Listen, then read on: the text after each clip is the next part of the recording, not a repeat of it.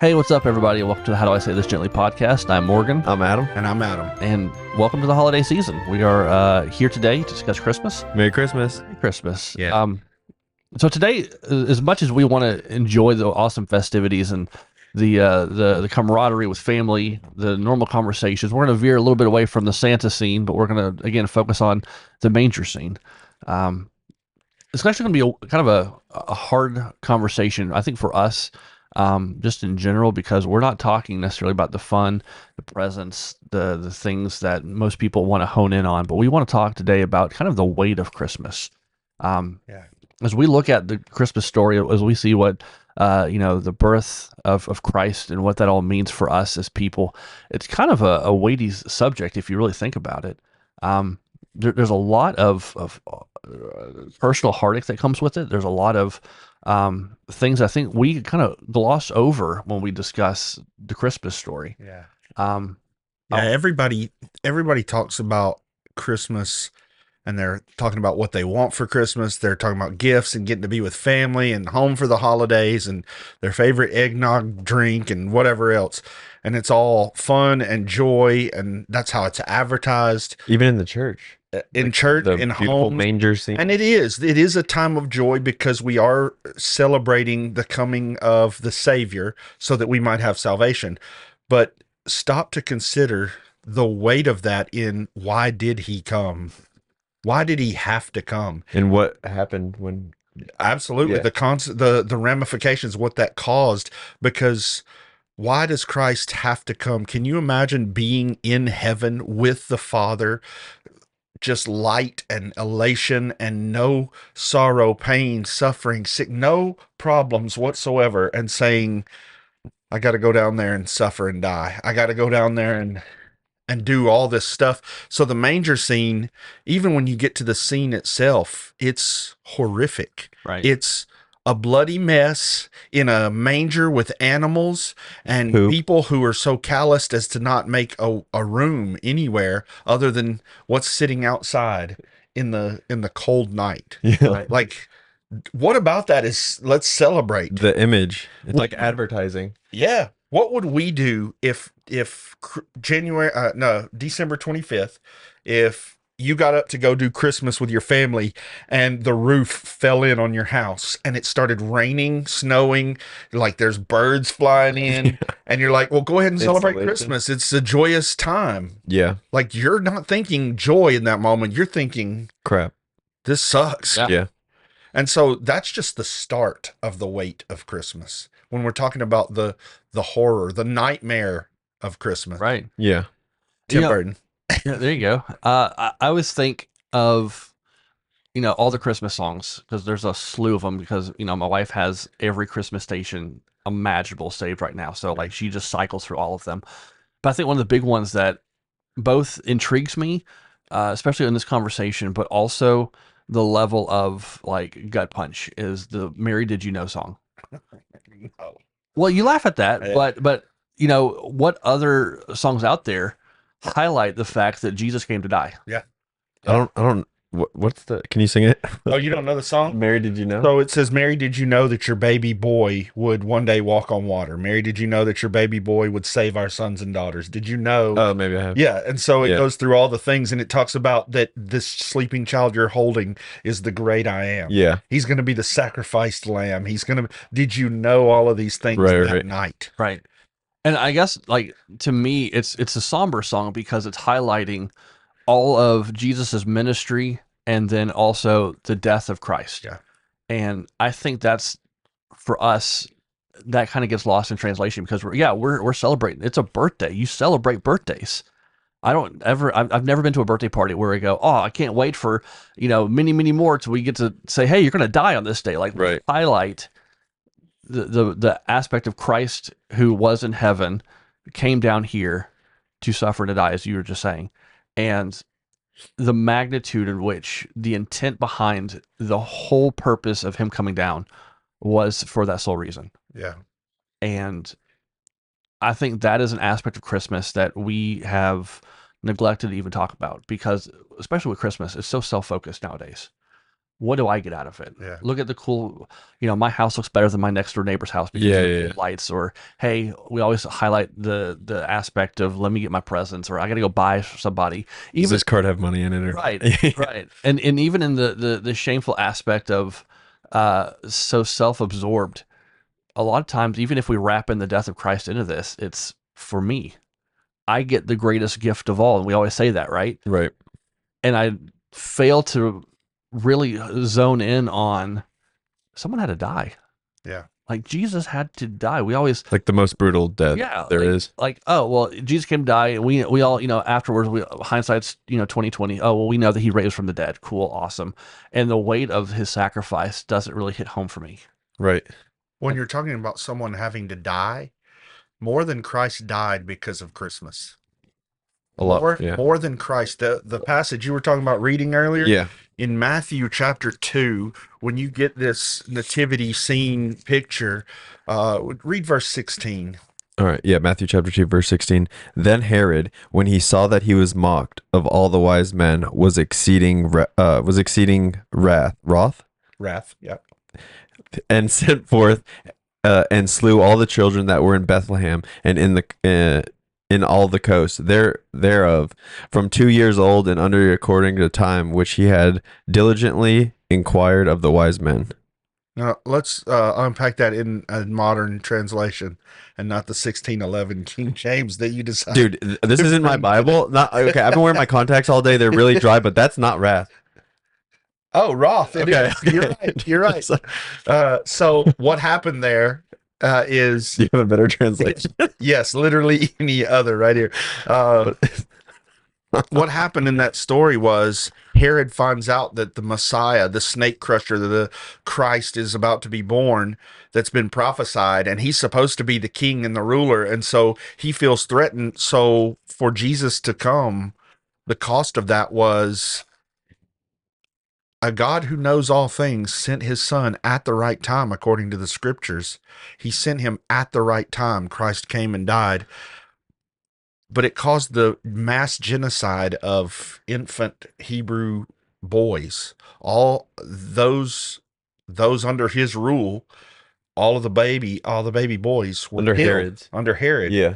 Under his rule were killed. Can you imagine being a parent? And who knows, maybe you're cynical toward this God because you've been burned somewhere along the way and you're like, I don't even believe in this God, and still you lose your child because there's a possibility of a Right. Messiah coming. Hmm. Think of the weight of Christmas there. Like there's loss and there's hurt, and that was the consequence of Christ even coming. And would you say I'd rather have those lives here and Christ not have come and then nobody have salvation, or that's the way it plays out? And that's what we have, and it should be a weighty time for us to on Christmas morning, rather than thinking, I hope I got all the things I wished for. I hope that somebody sent me a package that I really wanted. Instead of that, we ought to stop and consider what Christ has already done, the gift that's already been done, and the cost that it actually did cost. Yes, it cost his life. Yes, it cost his suffering. Yes, it cost his agony, but it also cost thousands, tens of thousands of families hurt, Yeah. and suffering, and loss. So can I take it one step further? Yeah, I caused the death of those kids yeah, because sin. my sin Yeah. was the cause Damn. that Christ had to come down to take away my sins. So in a weird way, my insignificant sins that I've done throughout my day to day that I considered insignificant Yeah. were still the cause of death. With that being said, how should we today approach the Christmas story rightly with the context of what we're talking about right now? Yeah, that's a That's a hard good question. and deep question because it depends on where your context is.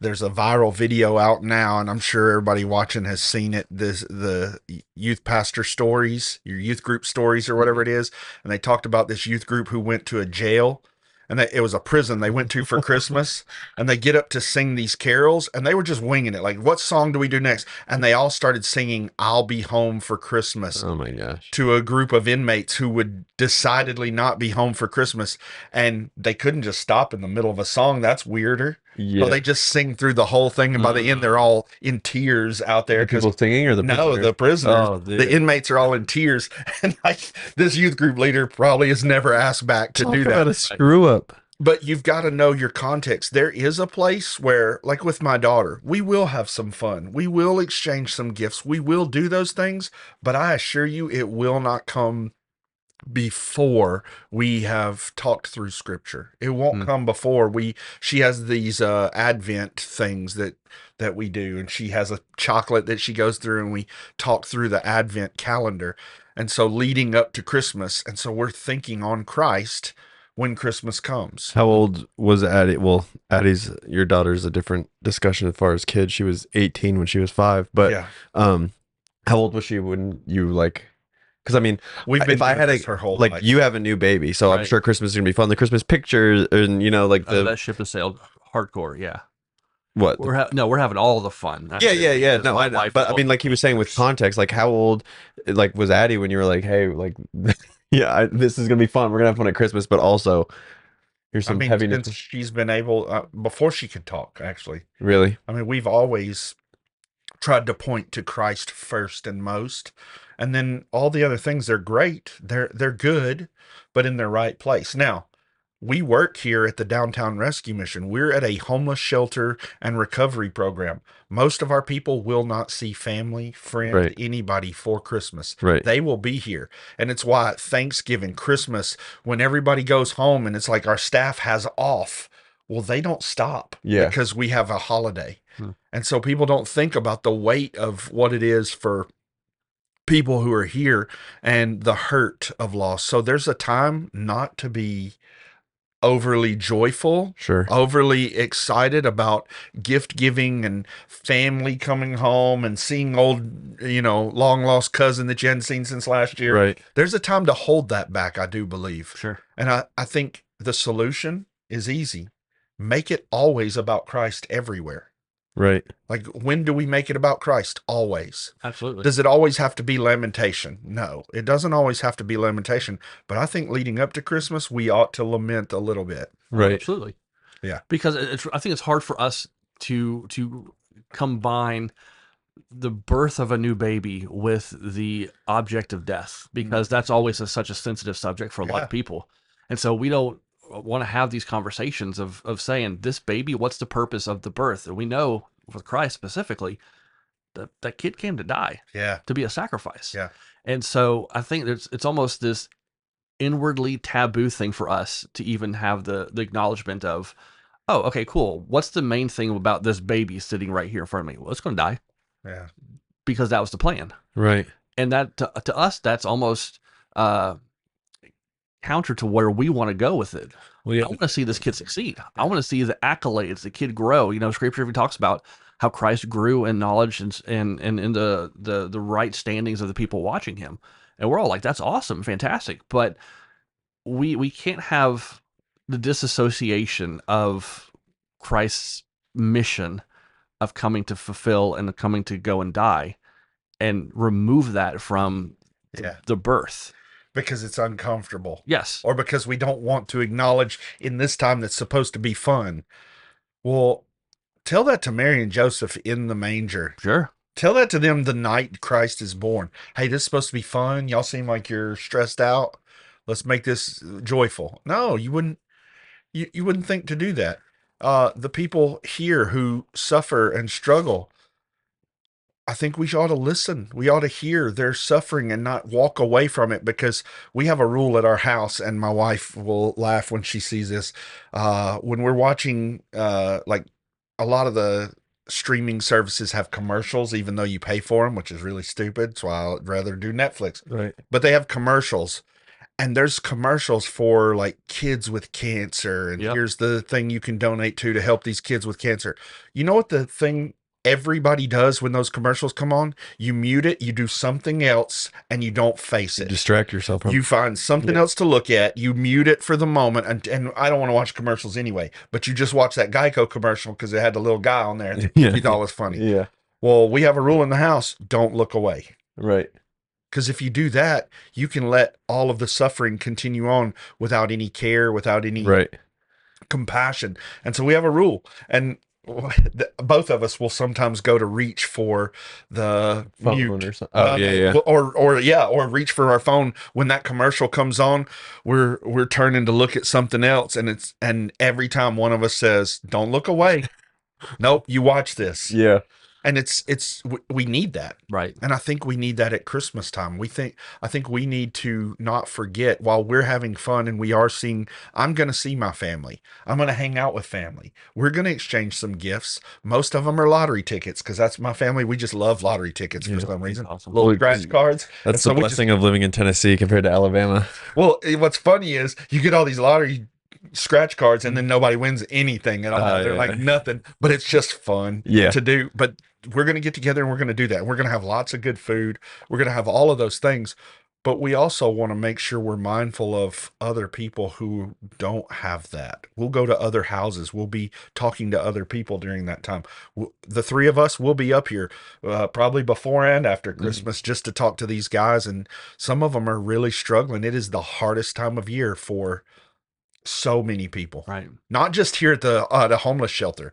I just use that because that's an easy, target. The people here homeless, they've burned a lot of bridges, and so not only do they not see their family because they've lost them, some of them don't see their family because their own sin, their own Yeah. guilt, and now they've got to carry that weight. It's not just not seeing family, it's knowing you're the reason. Well, that, and if while you're carrying that, they're, subconsciously looking for that mute button, Yeah. for a there's not distraction. one. There isn't one. Yeah. Until they find a bottle Yeah. or a pill. Right. But yeah, being the mute button. So I'm gonna make it a little personal for me on this one. Yeah. I'm gonna tell this story to get to the point of where I'm about to go with this. So my dad was in the military, and one of the things that he did was he was a paratrooper for a long time. Yeah. He had 99 jumps under his belt, and I asked him what was the scariest jump, and he said it was the second one. Oh, he knew straight up. Oh yeah, and I was like, well, why? And he said the first one you have no idea because you've never done it before. He said the second one because you just experienced the terrifyingness of the first one, and it's still that fresh. You now know what to expect, and it's terrifying. And the danger. Yeah. And the danger because it's still not normal. Right. Because everybody would go to, oh, the first one's the most dangerous. No, because you have no expectation. Right. Right. The next one, that's the one that gets you. And so for me and my family, with the loss of my dad last year, it was just before Christmas. Yeah. And so for us at the Christmas time, we didn't know how to cope with it. Yeah. Like we knew that he wasn't there and it was hard for us. Right. But because it was still fresh and we still were underneath that like shock that he was gone, I couldn't tell you that it was hard because I mean it was hard, but but I'm You kind didn't of have an expectation. yeah, I'm really kind of like looking towards this Christmas time for me and my family. As this is going to be even more difficult because I've had a year under my belt. Yeah. To say that he's been gone. Right. And so to sit there and see family has passed or people are no longer there. Sure, we added, my daughter to the mix now, and that's going to be a wonderful distraction for the whole family moving forward. But there's still going to be those times where I'm going to have to take the pause and say, hey, y'all remember when dad was, or Yeah. I would Yeah. have got him this, or that was the present I got him last year. And these moments are really special, but they're also still that gut punch that I have to endure, that I got to watch my mom endure. I have Right. to watch my Yeah. sister and her family endure. Well, and I'm sure there's even like little things like, in like my family and stuff, like dad always like, cuts the turkey or whatever, like, just like little stuff. Yeah. Well, I mean, your mom, like Donna, is having her first Christmas with her granddaughter alone. Yeah. Yeah.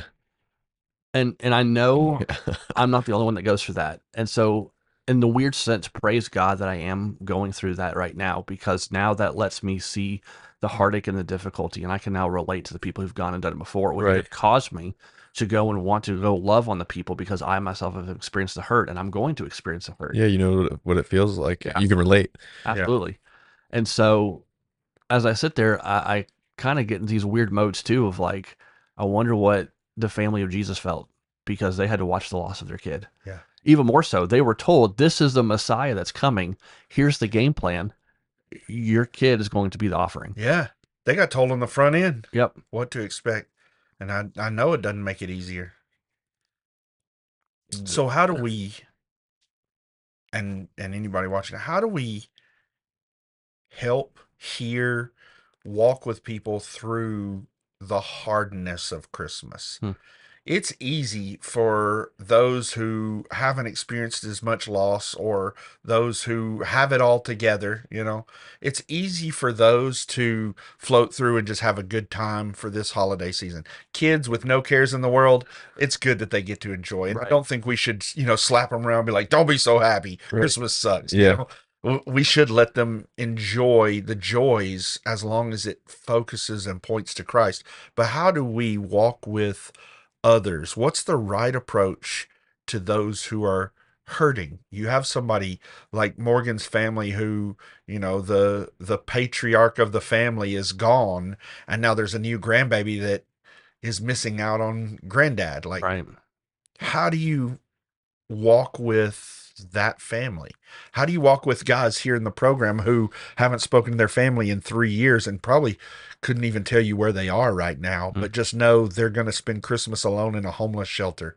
What kind of weight does that put on their heart, their guilt that they feel? And how do you walk through that? So I would say one of the first things that I'm called to recognize during this holiday season is the power of reconciliation. Mm. Because if there is burnt bridges, that doesn't mean that the bridges can't be rebuilt. Yeah. And so one of the things that we tell guys here is God is a God of reconciliation. So if there are opportunities for us to encourage guys to, again, take the initiative and say, hey, let me own the stuff that I messed up, or let me unpack some of the hurt and the baggage. I have the opportunity to start the conversation of, let's patch some stuff up. Yeah. Let's get back to that relationship. And the reason I talk about reconciliation is because isn't that what Christ did for us? Yeah. The death on the cross is a reconciliation between us Yeah. sinners to a holy God. Mm-hmm. And so why wouldn't I want to promote reconciliation, not just from the spiritual angle, but from the family angle or the relationship angle?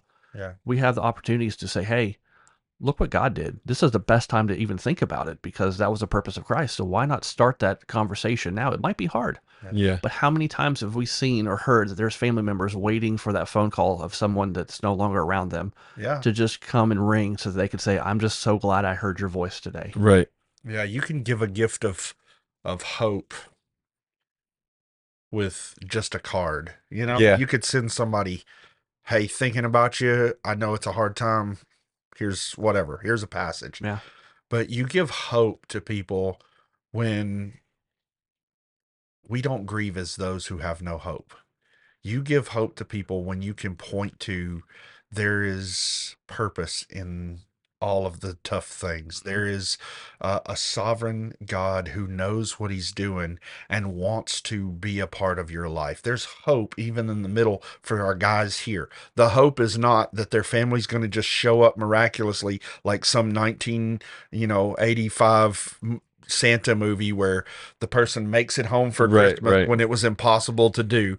It's not that we think that all 60 of our guys in the program are going to have their parents just show up Yeah. out of nowhere for no reason on Christmas Day and it's a Christmas miracle. Right. We're not anticipating that, but what we do know is there is a Christ who does want you in his family. Yeah. I don't know. I'm feeling kind of convicted with this whole episode, I think, too, because like I am almost on the flip side of things. Like for 12 years, I wasn't able to do Christmas. I was either not there, or when I was there, I was off in the bathroom getting high or trying to meet my drug dealer, having to pull up and paying him extra because it was Christmas Day to deliver like all these certain things. But now I get to be involved. Like Yeah. I get to do the things that I've never wanted to do. Like I made my dad cry by giving him AC/DC tickets. Like I never got him a Christmas present ever, and I got to do those things, and cool. and I get like I have money to buy gifts and to just experience Christmas, and I think I got so caught up in that the last few years that like I haven't like what we were talking about now, like what was the cost of me being able to do that. But I will say, like when I wasn't in Christ, I never got to experience a good Christmas. I mean, when I was a little kid, sure, but now that I am in Christ, I because of the cost of like what Morgan was saying, because he came down and paid the price for all of my sins, I get to do those things, and I think that I almost forgot that. Yeah. It's needful for us to remember the weight of Christmas. Yeah. It is needful. We need that in our lives, and we need to point others to that. When others come in and they want to make it about, I didn't get what I wanted for Christmas. It's not stop and slap them in the face and tell them they're an idiot. It's, well, what did you get? Yeah, you've And already we can gotten give you more than what you something. did. Sorry. Yeah, you've already gotten more than what you've deserved, Yeah. for Christmas. But yeah, like we're selfish. Like, yeah, like, Entitled. yeah. So I think one of the other things that we can look at is in talking with all this, I hit a point where I started asking myself, when I was 8, what was my favorite gift I got for Christmas? Mm. I couldn't tell you. But in that moment, it was everything. Yeah. When I was 11, right now, I couldn't tell you. That's good. And so as I look back on all the Christmases, I might have like one or two cool stories of like, man, I really wanted a Lego set. And my parents bought me the Lego set, but my grandparents didn't know that they did that. So they bought the same. So they were like, oh, we'll take it back. I was like, no. So I had these 2 castles and I just smashed it and made one big one. And it was Yeah. awesome. But kind of the point is now that I have a kid and my wife and I have talked about what we want to get her. Now she's not even 1 year old yet. So like, what is she going to do Right. for Christmas? But we're like, I don't care. Don't buy me anything. We're putting all of our money into her because now we're able to celebrate her. Yeah. And so those 2 trains of thought made me land on gifts are awesome, but the intent behind the gifts is much more impactful. Yeah. Yeah. And especially with people here that we get to love on, the best gift I can give them is me. Yeah. Because I can sit down, I can pour into them. I can have those conversations because I remember more about the memories my family and I shared around the Christmas tree Yeah. and hanging out during the holiday season than I remember about the gifts that I got from them. Yeah. And people like, where we're at, like the homeless, like people are lonely, like just even like showing up. Like, I know it, like being at a homeless shelter, like we get the biggest amount of volunteers on Christmas or on Thanksgiving, and like they, come and sit down and try to get to know somebody and get to know their story and help them out in any way. But then after Christmas, it's like there's nothing, Right. like we don't see those volunteers again Right. for another year, kind of thing.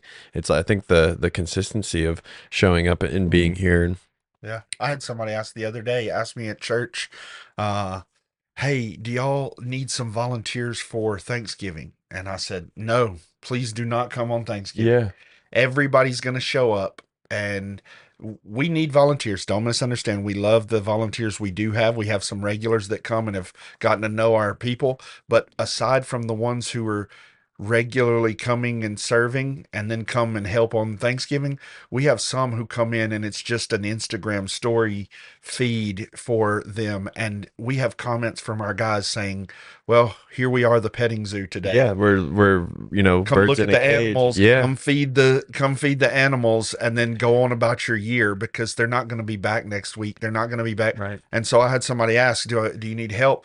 I said, no, we need people in January. that's what I'm saying. Like somebody asked me, hey, can I come for Thanksgiving to come serve? I went online and all the volunteer list was up, and we can't do it. Can you get me in there? I have such a servant heart. And, okay, then come tomorrow. Yeah. But what do you like? What are you doing have right to do now? on Thanksgiving? Yeah, like What are we're you doing right now? downtown right now. Like you can go serve some dinner there, Yeah. or whatever the situation might be. And then we get so many volunteers, and half of them are bickering because there's so many volunteers and there's not enough to do. Yeah.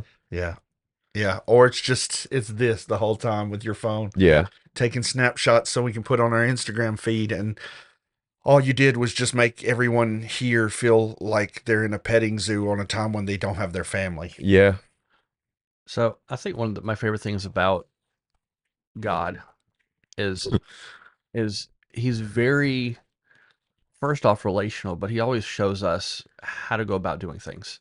And I look at this and I say, okay, what was the best gift? Because if we want to talk about gifts, because that's the easy thing to talk about, what's the best gift we could have got at Christmas? And the answer is God.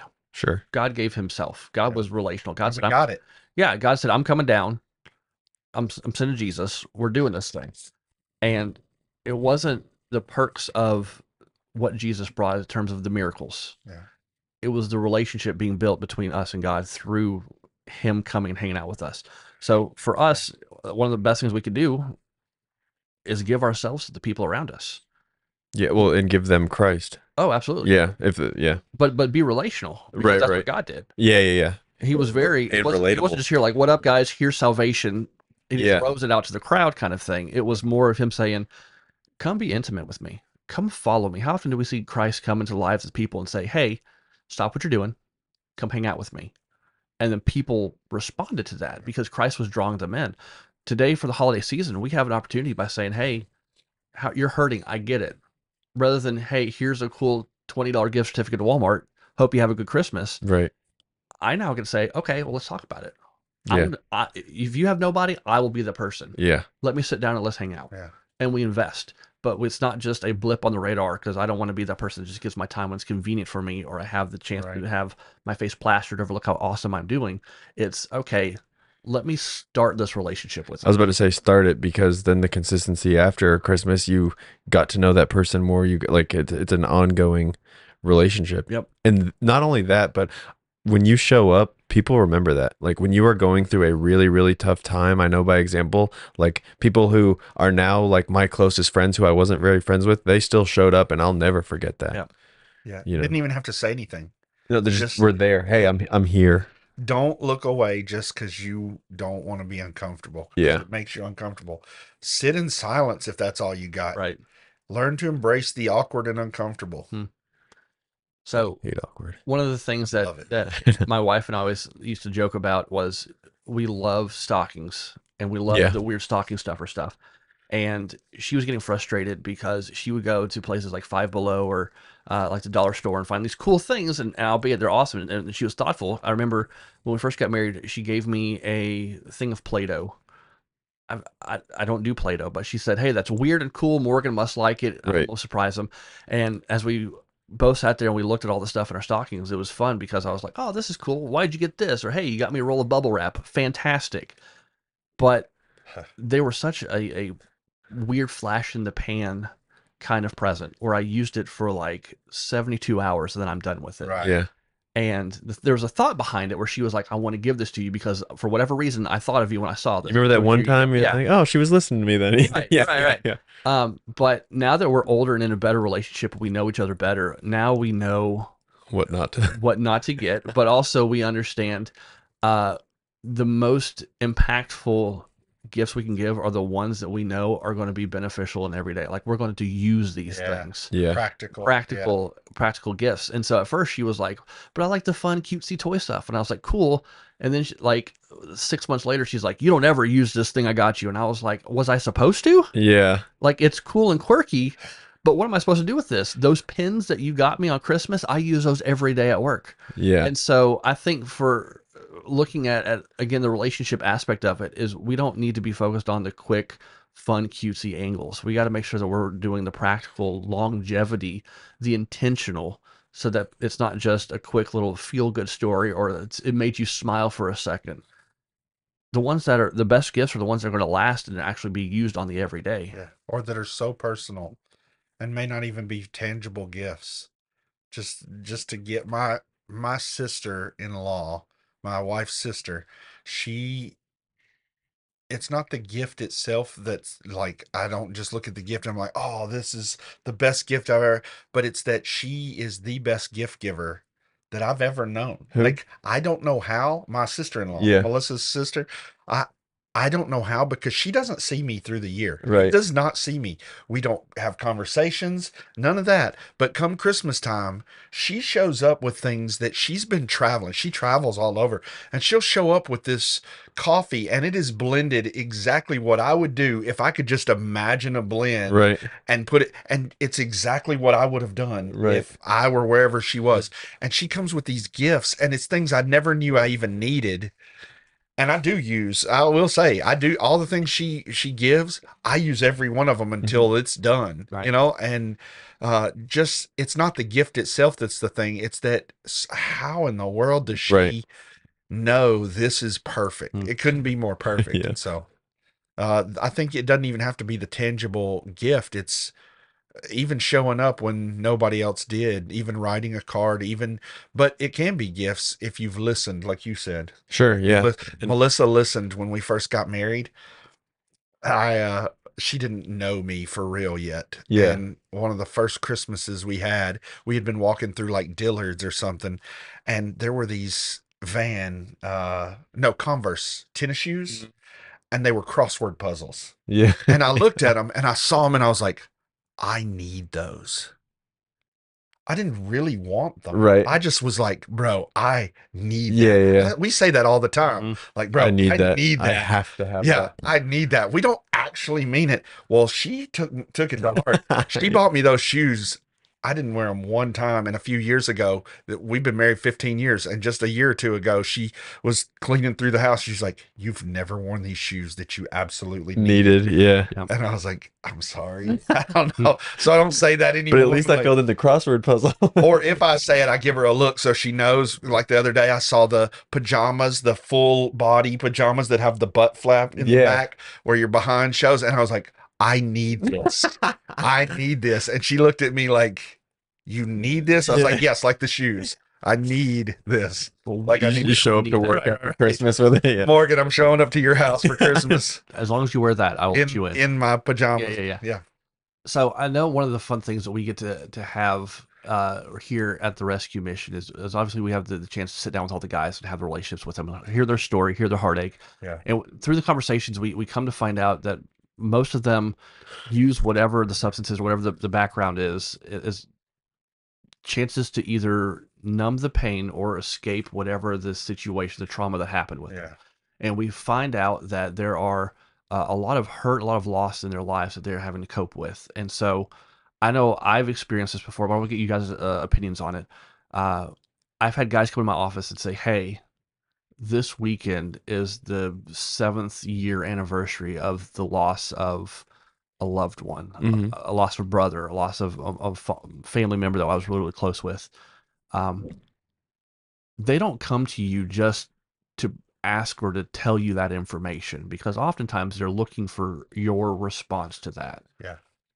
How would you guys respond to that? Because that's kind of what Christmas season is this milestone, this marker of there is a fellowship and a void left in my life because somebody is not there around the Christmas scene with me. Um, I would respond if I didn't have somebody who I lost. I don't know other than to hang out with them and get in the word with them and pray with them or whatever the situation is. But my brother died January 2nd, in '04. So like, I you know I can relate to people who've lost a loved one, and the only word for it is it sucks. Like Right. it's I would use my experience in my being able to relate to them on that situation type thing. Sure. I don't know. You haven't really lost. Yeah, my grandmother was one of my Oh, closest yeah. friends, and her death was at St. Patrick's Day. But I remember the first Christmas and every Christmas since we we talk about her at least once a week, if not daily. Well, and don't you get a card still? Yeah, I still get a card from her at Christmas time. Uh, That's crazy. from heaven. Yeah. No, From Santa. From Santa. no, it was orchestrated and set up so that we still get those cards from her. But honestly, just ask somebody. We want to shy away because we're like, well, they're hurting. We don't need to bring it up. You don't want to stir. No, that's your discomfort. That's not Right. theirs. That's yours. Right. So what you do is you say, Adam, tell me about your brother. What was he like? Yeah. Because he would be happy to tell some memory. Morgan, tell me about your dad. How Yeah. many stories have we talked about your dad? And I feel like I knew your dad just because you would talk about him Sure. regularly. And but just to stop and say, realize your discomfort is not their discomfort. And so don't run away, don't look away. Ask, hey, tell me about whoever it is you lost. Tell me about them. And then shut up Yeah. and just listen. Let their Christmas be that unpacking of the memories. Right. You know? Well, And then you especially if can they come go. to you, there's a reason why they're coming to you. Well, yes, but even if they don't come to you, if you know somebody who has loss, why not go to them and say, I know it's probably been hard for you this Christmas season. Tell me about we have a lady at our church that her husband passed away just recently. Right.